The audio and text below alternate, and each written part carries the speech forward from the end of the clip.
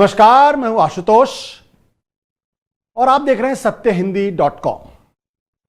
आज हम आपके सामने एक बहुत अहम मसले पर बातचीत करने के लिए आपके सामने पेश हुए हैं। दो चीजें मैं आपके लिए कहना चाहूंगा और उसके बाद मैं बताऊंगा कि दरअसल आज का मुद्दा क्या है। पहली बात यह है कि प्रज्ञा सिंह ठाकुर जो भोपाल से दिग्विजय सिंह के खिलाफ चुनाव लड़ रही हैं, उनके कैंडिडेचर को कैंसिल करने के लिए एनआईए की स्पेशल कोर्ट में अपील लगाई गई थी।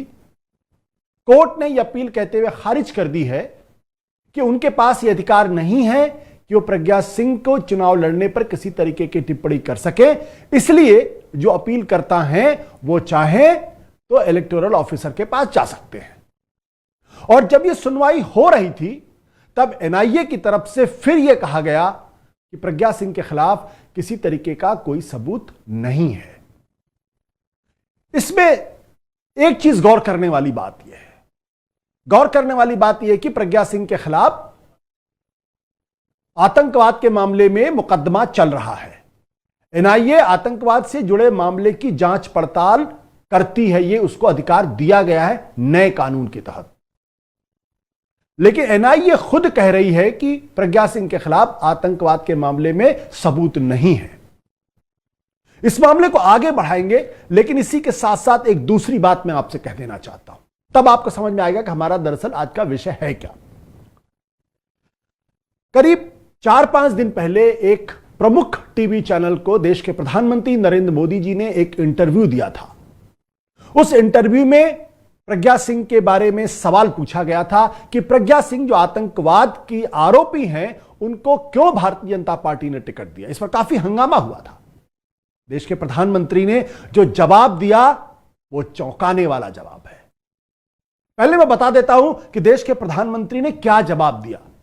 देश के प्रधानमंत्री ने जवाब दिया है कि भारत एक पुरानी सभ्यता है, इसकी अपनी एक परंपरा है जो 500 साल पुरानी परंपरा है, लेकिन अब कुछ लोग इसको आतंकवादी सभ्यता साबित करने में जुटे हुए हैं।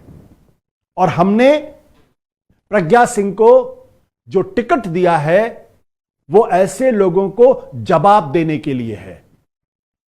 फिर उन्होंने क्या कहा?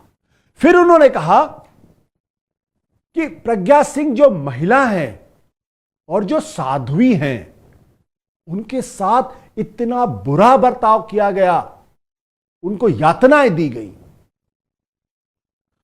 आमतौर पर प्रधानमंत्री के इस बयान पर किसी को आपत्ति नहीं होनी चाहिए, लेकिन आपत्ति होगी। क्यों आपत्ति होगी? क्योंकि देश के प्रधानमंत्री प्रज्ञा सिंह ठाकुर को दरअसल बेगुनाह बता रहे हैं। आप समझिए कि प्रज्ञा सिंह ठाकुर के खिलाफ अभी आतंकवाद के मामले में मुकदमा चल रहा है। एनआईए की तमाम गुजारिश के बावजूद अदालत ने उनके खिलाफ चार्जेस यानी आरोप मढ़ने का आदेश दिया। और जिस वक्त प्रधानमंत्री जी ये बात कह रहे थे, उस वक्त प्रज्ञा सिंह आतंकवाद के मामले में आरोपी हैं। उनका गुनाह या उनकी बेगुनाही अभी तक साबित नहीं हुई है। यूएपीए की धारा 16 और धारा 18 के तहत उनके ऊपर जो आरोप लगे हैं, उन आरोपों को अगर मैं पढ़ दूं तो वो हत्या के आरोप हैं, हत्या की कोशिश के आरोप हैं, षड्यंत्र करने के आरोप हैं और समुदायों के बीच में वैमनस्य यानी दुश्मनी यानी उनके बीच में डिसहार्मनी क्रिएट करने के आरोप हैं। और अगर आरोप सच साबित होते हैं तो उनको आजीवन कारावास और मृत्युदंड भी मिल सकता है। तो जब अदालत में मामला चल रहा है, अदालत ने अभी उनको बेगुनाह साबित नहीं किया है, ऐसे में देश के प्रधानमंत्री उनको बेगुनाह क्यों साबित कर रहे हैं, सबसे बड़ा सवाल यह है। और क्या देश के प्रधानमंत्री को अदालत में चल रहे मामले में जिसको बेगुनाही साबित नहीं हुई है, उसको बेगुनाह कहने का अधिकार भी है या नहीं, यह भी एक सवाल है। तो एक तरफ ये जो एनआईए की स्पेशल कोर्ट है, वहां पे एनआईए कह रही है कि उनके पास उनके प्रज्ञा सिंह के खिलाफ सबूत नहीं है, उनको क्लीन चिट मिलनी चाहिए। यह उनका पक्ष हो सकता है एनआईए का। एनआईए को अदालत के सामने अपना पक्ष रखने का अधिकार है, अपनी जांच रखने का अधिकार है और यह कहने का अधिकार है कि उनके खिलाफ जांच जो है, जांच की हमें सबूत नहीं मिले। अदालत ने उनकी बात नहीं मानी। लेकिन देश के प्रधानमंत्री जांचकर्ता नहीं है, वो इन्वेस्टिगेटिंग ऑफिसर नहीं है। देश के प्रधानमंत्री इस मामले की जांच नहीं कर रहे हैं और देश के प्रधानमंत्री को इसलिए या हिंदुस्तान के किसी भी नागरिक को यह कहने का अधिकार नहीं, और खासतौर प्रधानमंत्री को तो बिल्कुल नहीं है, जहां मामला अदालत के अंदर हो वहां अदालत में फैसला आने के पहले उसमें आप किसी को बेगुनाह घोषित करते हैं। इसलिए हमारा आज का विषय यह है, क्या मोदी जी की सरकार, क्या मोदी सरकार एनआईए के बहाने प्रज्ञा सिंह को बचाने का प्रयास कर रही है? यह है हमारा आज का विषय। हमारा आज का विषय है जो मैंने बताया कि देश का प्रधानमंत्री जब किसी मामले में अदालत में मामला चल रहा हो और उस अदालत का फैसला आने के पहले ही अगर यह घोषित कर दे कि नहीं, ये तो निर्दोष हैं, ये तो साध्वी हैं, इनके साथ बहुत बुरा बर्ताव किया गया है और हमने उनको इसलिए खड़ा किया है क्योंकि जो लोग हमारी परंपरा को, हिंदू परंपरा को जो आतंकवादी घोषित करने की कोशिश कर रहे हैं, उनको जवाब मिल सके। इसका मतलब वो साफ कह रहे हैं कि प्रज्ञा सिंह ये आतंकवादी नहीं है, उनके ऊपर आतंकवाद के आरोप झूठे हैं। ये राजनीतिक बयानबाजी तो हो सकती है, लेकिन ये सीधे सीधे अदालत के काम में दखलंदाजी है और देश के प्रधानमंत्री मोदी ये दखलंदाजी कर रहे हैं, अदालत के फैसलों को प्रभावित करने का प्रयास कर रहे हैं चुनाव के मौके पर।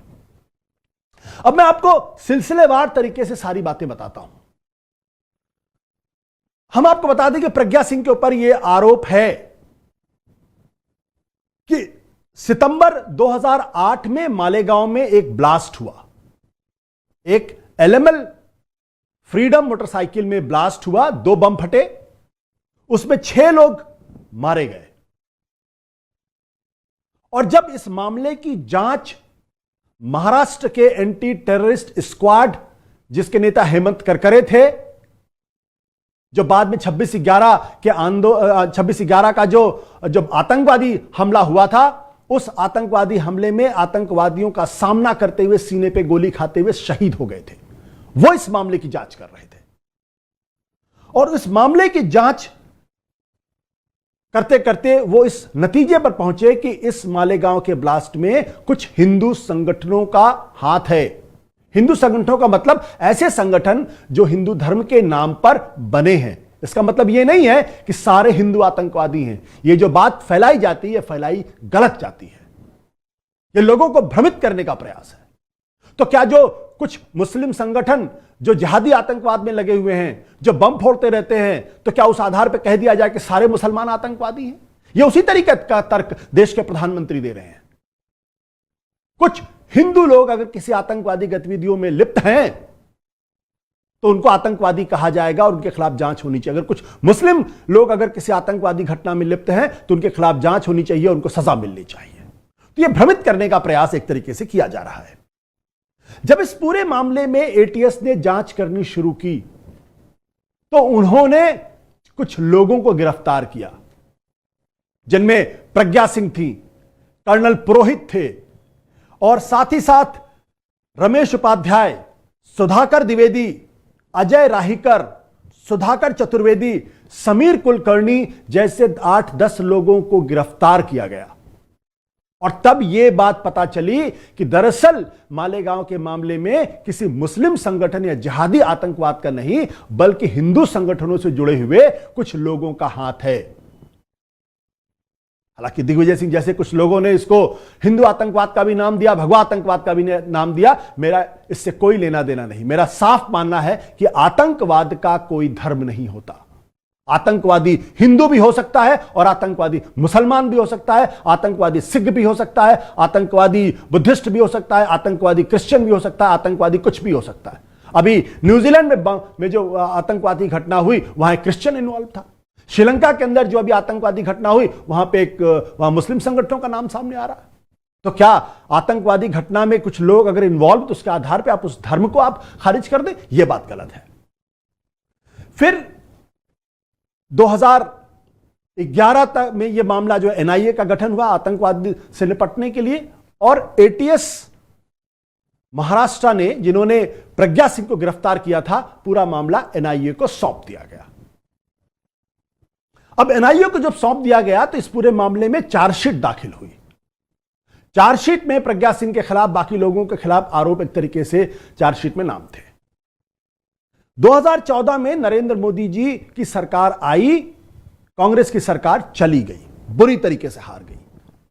और 2014 के बाद 2016 में दरअसल एक सप्लीमेंट्री चार्जशीट दाखिल की गई और सप्लीमेंट्री चार्जशीट में यह कहा गया कि प्रज्ञा सिंह के खिलाफ कोई सबूत नहीं मिले हैं, लिहाजा उनको क्लीन चिट दे देनी चाहिए। नेशनल इन्वेस्टिगेटिंग एजेंसी, जिसका काम है आतंकवाद की पड़ताल करना, आतंकवादियों को पकड़ के उनको जेल में बिठाना और उनको सजा दिलवाना, उसने कहा कि प्रज्ञा सिंह के खिलाफ कोई सबूत नहीं मिले, लिहाजा उनको क्लीन चिट मिलनी चाहिए। अब अगर एनआईए यह बात कह रही हो तो अदालत को तो उनकी बात माननी चाहिए। दिलचस्प बात यह है, अदालत ने उनकी बात नहीं मानी। अदालत ने कहा कि इनके खिलाफ पर्याप्त सबूत हैं, लिहाजा इनके खिलाफ मुकदमा चलेगा। और 27 दिसंबर 2017 को बाकायदा कर्नल पुरोहित और प्रज्ञा सिंह के खिलाफ चार्जेस फ्रेम किए गए, चार्जेस फ्रेम हो गए। हम आपको बता दें कि जब सप्लीमेंट्री चार्जशीट में एनआईए ने कहा कि इनके खिलाफ सबूत नहीं है, तब प्रज्ञा सिंह ने बेल अप्लाई किया। 28 जून 2016 को उनकी बेल अदालत ने रिजेक्ट कर दी। अदालत ने उनकी बेल रिजेक्ट कर दी।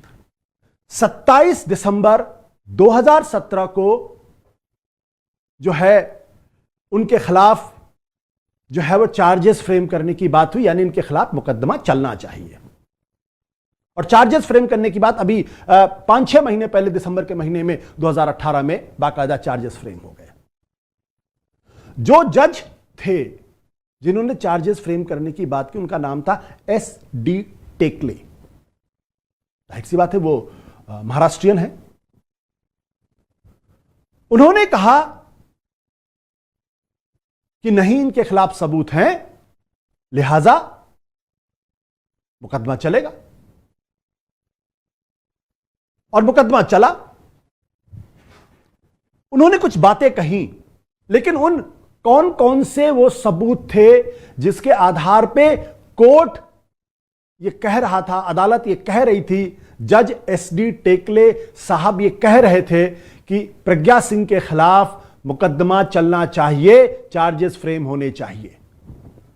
उसमें जो पहला सबूत था कि जो मालेगांव में जो मोटरसाइकिल में जो बम फटा था, वो मोटरसाइकिल एलएमएल, ये गोल्डन कलर की यानी सुनहरे रंग की थी, एलएमएल फ्रीडम, उसका जो रजिस्टर्ड नंबर था वो प्रज्ञा सिंह के नाम था, यानी वो प्रज्ञा सिंह की मोटरसाइकिल थी। एनआईए ने कहा कि मोटरसाइकिल प्रज्ञा सिंह की थी, यह बात तो सच है, लेकिन इसका इस्तेमाल कोई और कर रहा था। अदालत ने कहा ऐसी बात नहीं बनेगी। अदालत ने कहा कि यह साबित करना पड़ेगा जो आरोपी हैं कि वो इसका इस्तेमाल नहीं कर रही थी, यह उनकी जिम्मेदारी है, वो साबित करेंगे। दूसरी बात,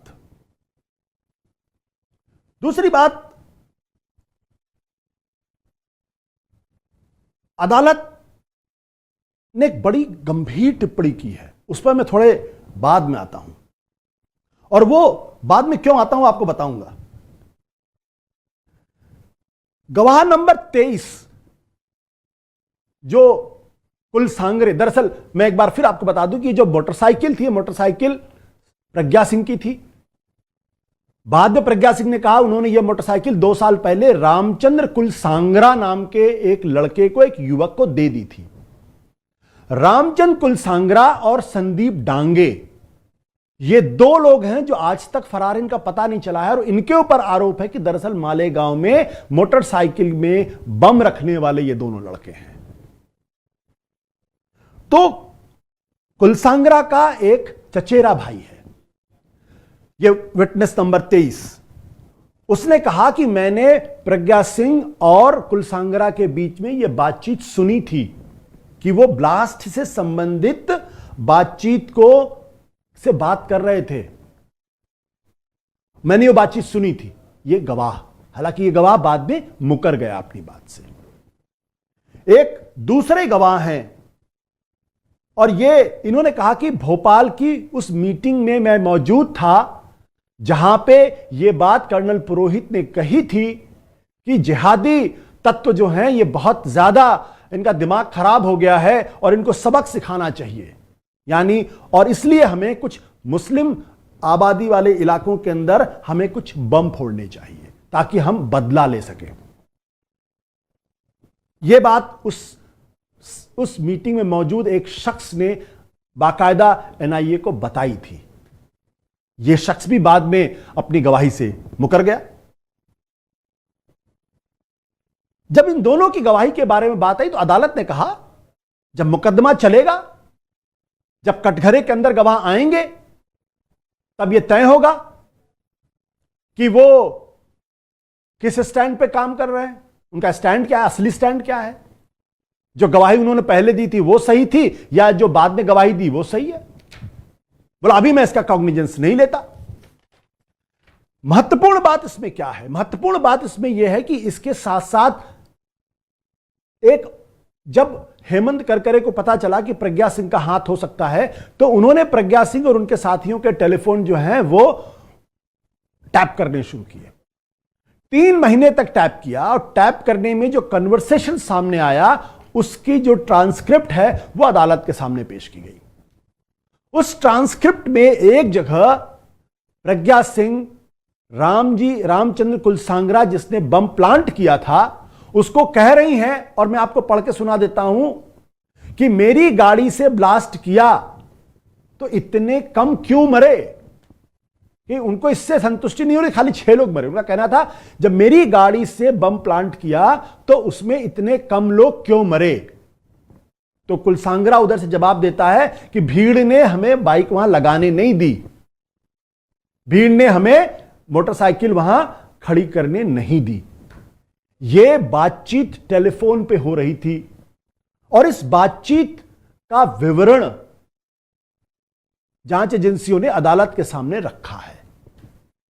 आज तक इससे मुकरा नहीं गया है, ना यह कहा गया कि यह बातचीत ठीक थी या बातचीत गलत थी या बातचीत फेक थी।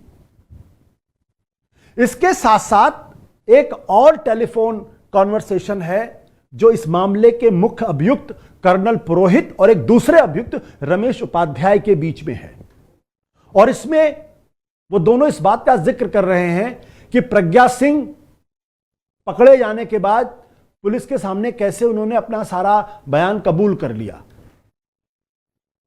यानी पुरोहित और रमेश उपाध्याय ये दोनों बड़े घबराए हुए थे और कह रहे थे उसने तो सारी बातें उगल दी हैं, सारी बातें कर ली हैं, यानी इनको भी डर लग रहा था कि मैं भी पकड़ा जाऊंगा। और बाद में कर्नल पुरोहित, रमेश उपाध्याय ये लोग पकड़े भी गए, इनके साथ साथ और 4-5 लोग पकड़े गए। तो ये सबूत है।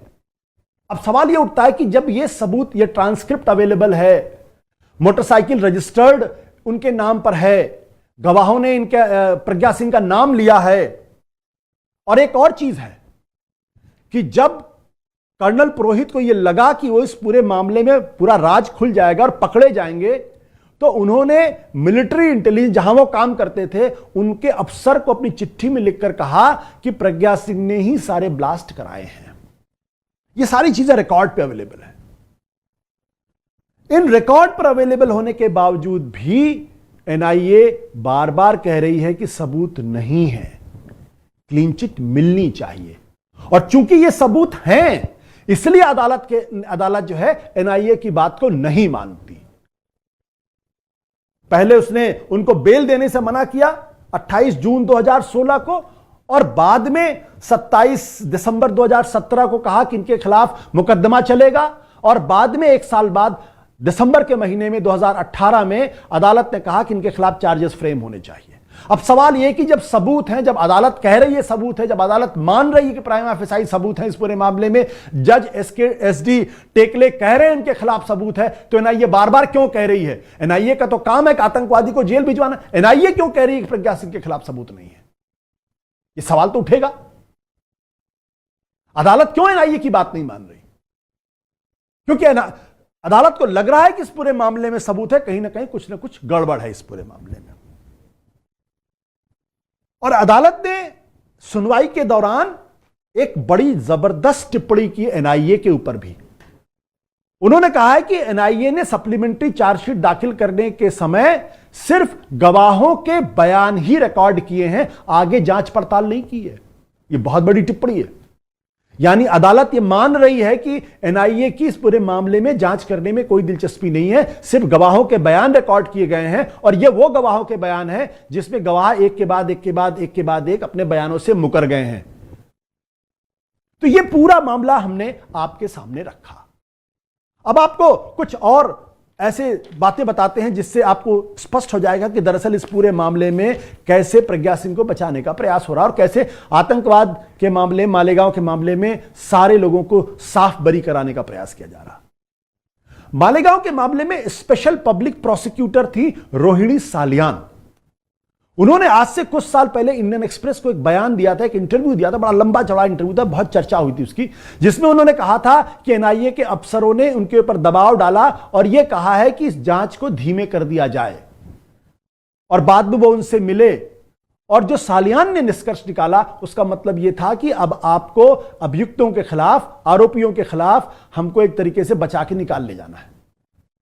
सालियान इस बात से सहमत नहीं हुई।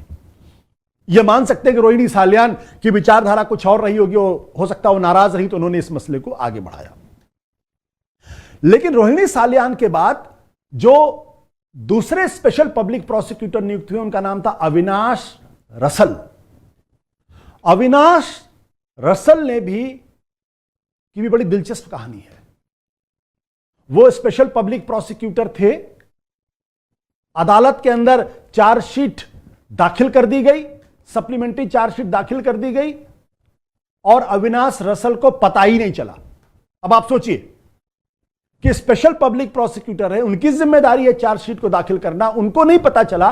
और उस वक्त गीता गोदाम्बे नाम की एक जूनियर ऑफिसर, लीगल ऑफिसर के जरिए चार्जशीट दाखिल कर दी। सवाल यह उठता है कि रोहिणी सालियान क्यों कह रही हैं कि उनके ऊपर दबाव डाला गया कि इस मामले को धीमा किया जाए? अविनाश रसल को चार्जशीट के बारे में जानकारी क्यों नहीं दी गई? बिना उनकी जानकारी के क्यों अदालत के अंदर चार्जशीट दाखिल कर दी गई किसी जूनियर ऑफिसर के माध्यम से? कहीं कुछ ना कुछ तो दाल में काला है। और क्यों ना यह कहा जाए कि एनआईए दरअसल चाहती ही नहीं थी कि इस पूरे मामले को किसी उसके लॉजिकल कंक्लूजन तक लेके आया जाए। तो ये बड़े महत्वपूर्ण सवाल हैं।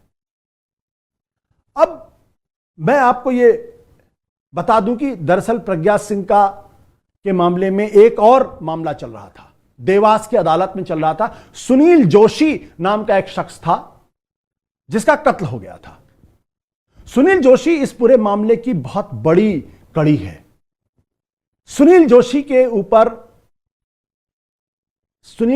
ऊपर आरोप था कि दरअसल जितने ब्लास्ट हुए, समझौता का ब्लास्ट हुआ, अजमेर का ब्लास्ट हुआ, मालेगांव का ब्लास्ट हुआ, मक्का मस्जिद का ब्लास्ट हुआ, सबका किंगपिन और सूत्रधारी आदमी था।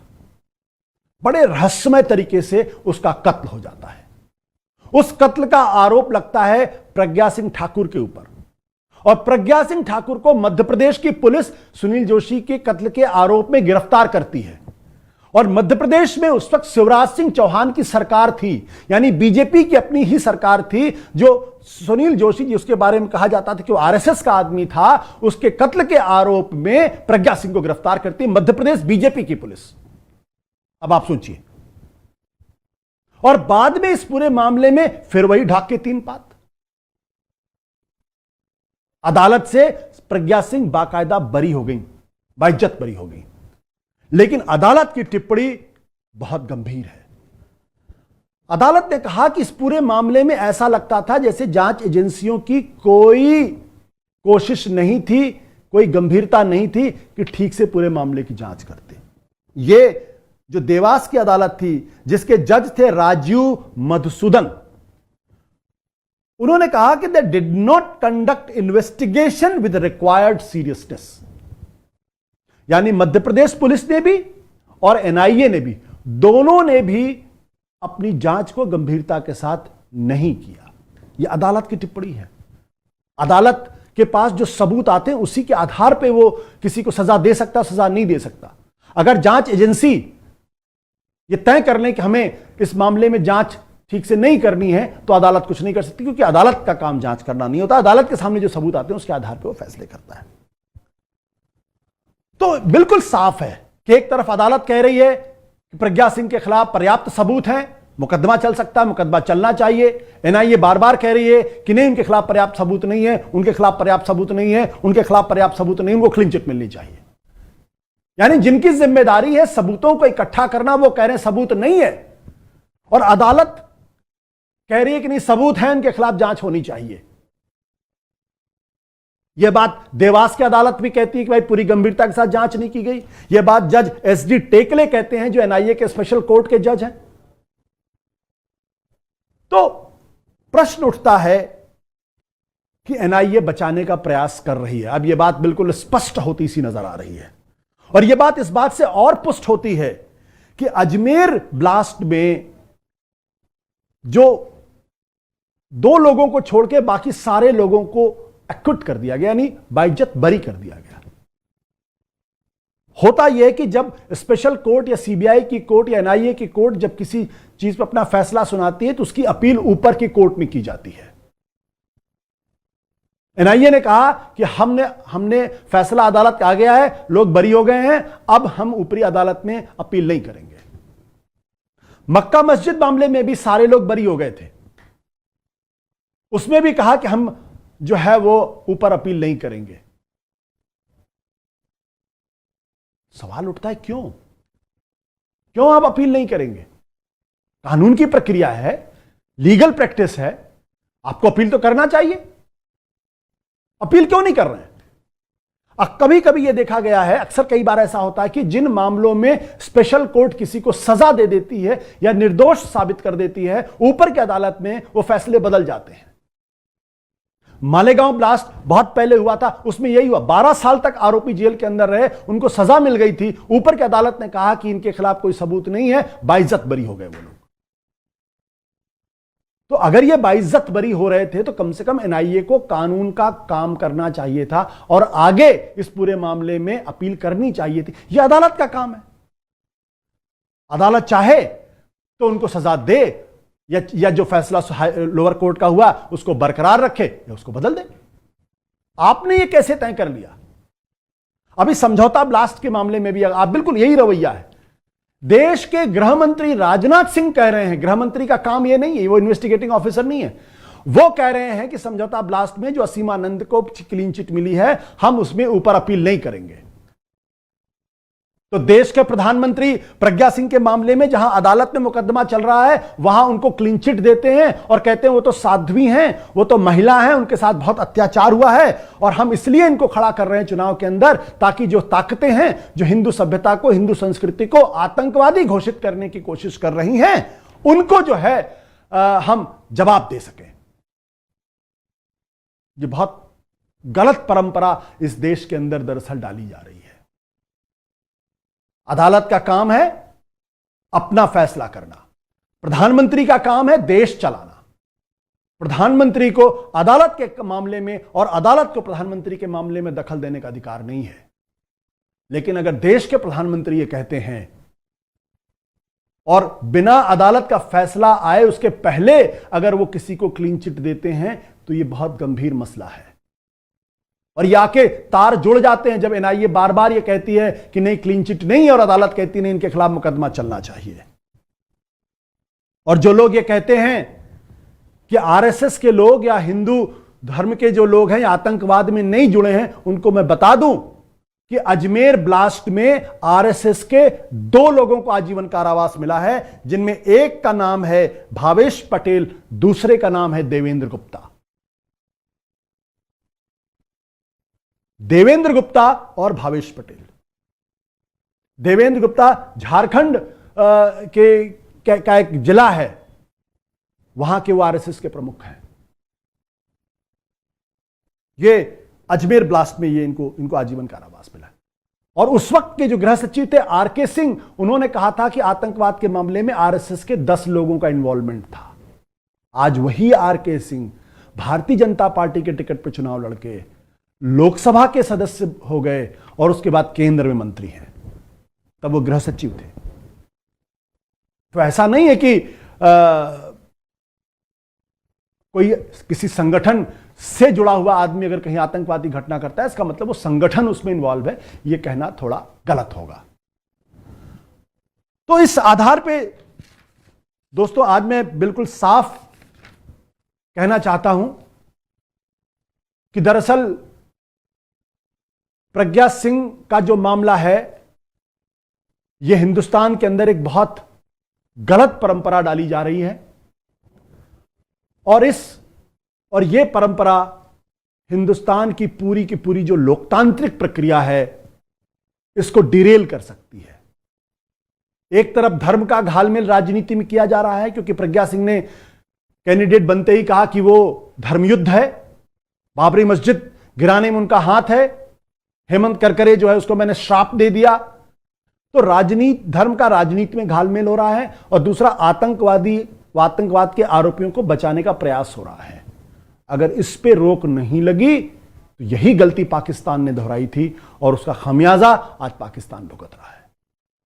क्या हिंदुस्तान वो गलती करने जा रहा है? लेकिन मैं एक बात फिर ये टिप्पणी करना चाहता हूं कि दोस्तों, अदालत को अपना काम करने देना चाहिए, एनआईए को अपनी जांच करने देना चाहिए, और प्रज्ञा सिंह को एक जो आतंकवाद के आरोपी, आतंकवाद का आरोप बहुत गंभीर आरोप है। हिंदुस्तान आतंकवाद से बहुत ज्यादा परेशान रहा है और अभी भी परेशान है, इसलिए ऐसी कोई कोशिश नहीं होनी चाहिए जिसके जरिए यह संदेश जाए कि इस देश में आतंकवाद करने के बाद भी कुछ लोगों को इज्जत दी जा सकती है, सम्मान दिया जा सकता है और देश के प्रधानमंत्री उनके साथ खड़े हो सकते हैं। अगर यह संदेश जाएगा तो आतंकवाद से हिंदुस्तान कभी भी निपट नहीं सकता है। इसलिए मेरा मानना यह है कि प्रज्ञा सिंह को टिकट नहीं देना चाहिए भारतीय जनता पार्टी को, और वो उनको चुनाव नहीं लड़ाना चाहिए, और चुनाव लड़ा के वो बहुत बड़ी गलती, बहुत बड़ी भूल कर रही हैं। बहुत बहुत शुक्रिया दोस्तों, आज बस इतना ही।